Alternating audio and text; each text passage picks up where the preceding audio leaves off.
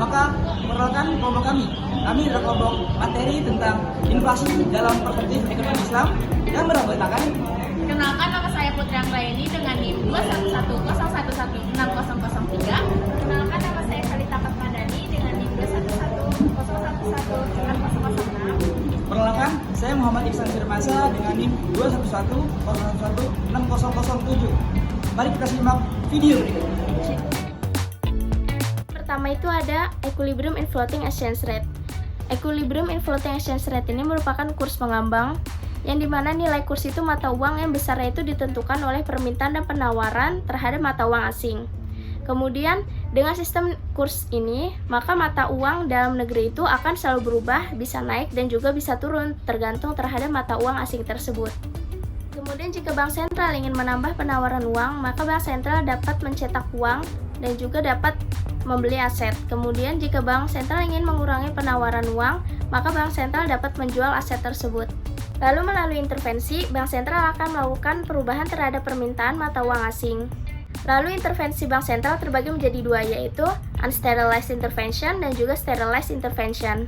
Yang pertama saya akan mencoba menjelaskan mengenai unsterilized intervention.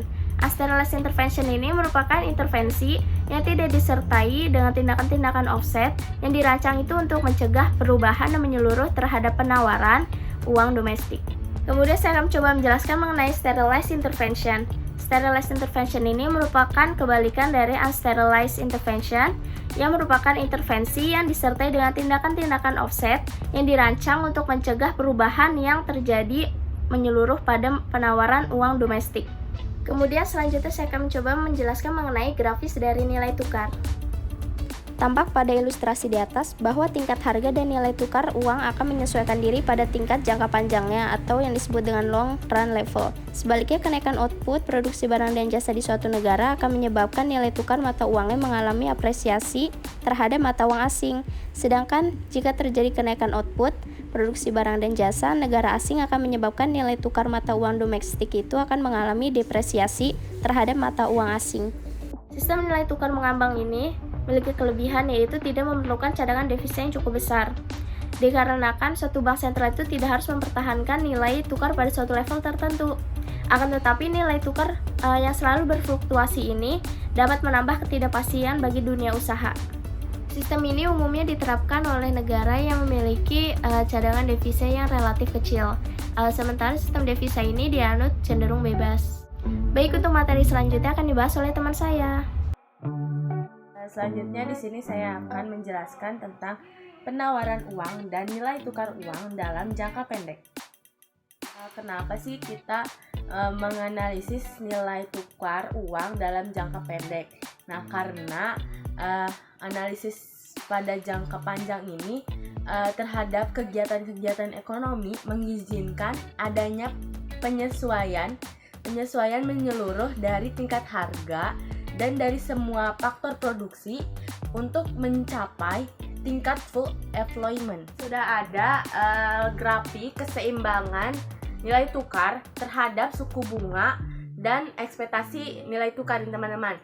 Nah, di sini juga dijelaskan bahwa equilibrium atau keseimbangan pasar uang adalah pada titik satu nih, teman-teman, yang dimana expected return rupiah dari deposito IDR dan deposito SGD itu dinyatakan sama.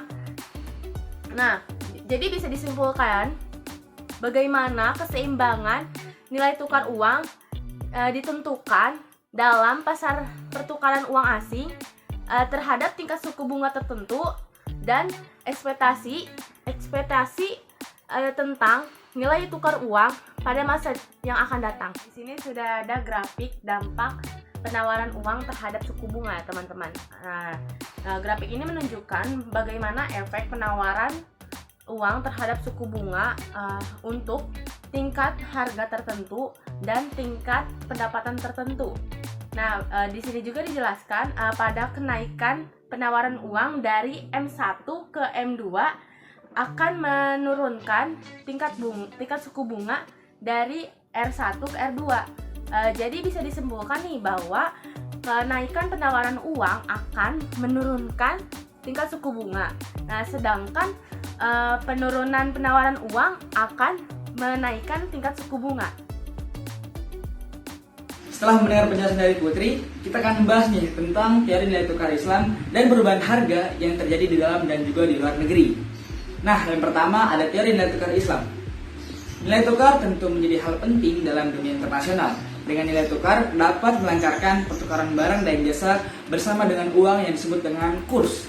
Nah, pengertian kurs adalah harga sebuah mata uang dari suatu negara yang diukur atau disepakati dalam mata uang lainnya.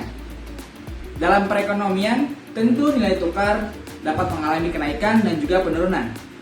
Kenaikan nilai tukar disebut dengan apresiasi dan juga penurunan disebut dengan depresiasi.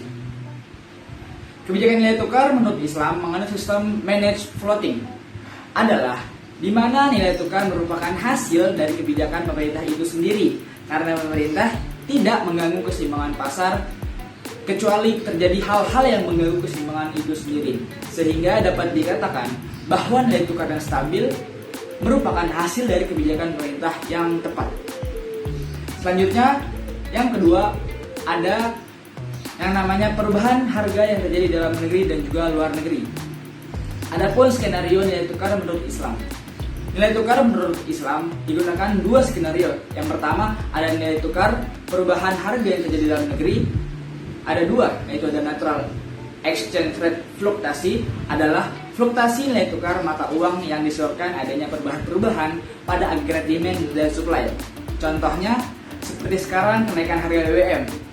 Harga Pertamax menyebabkan permintaan bahan bakar Pertalite mengalami kenaikan karena harga yang cukup relatif murah.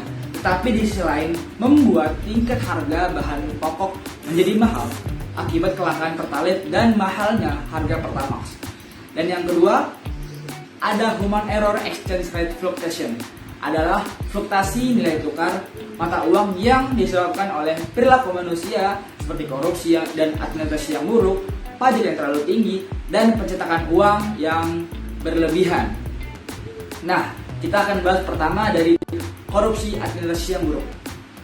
Hal ini mengakibatkan naiknya harga akibat terjadinya pengalokasian dana yang salah sehingga membuat peraturan uang hanya berputar pada satu pihak saja, yaitu koruptor. Ditambah lagi proses administrasi yang buruk membuat pencatatan keuangan menjadi tidak susun rapi.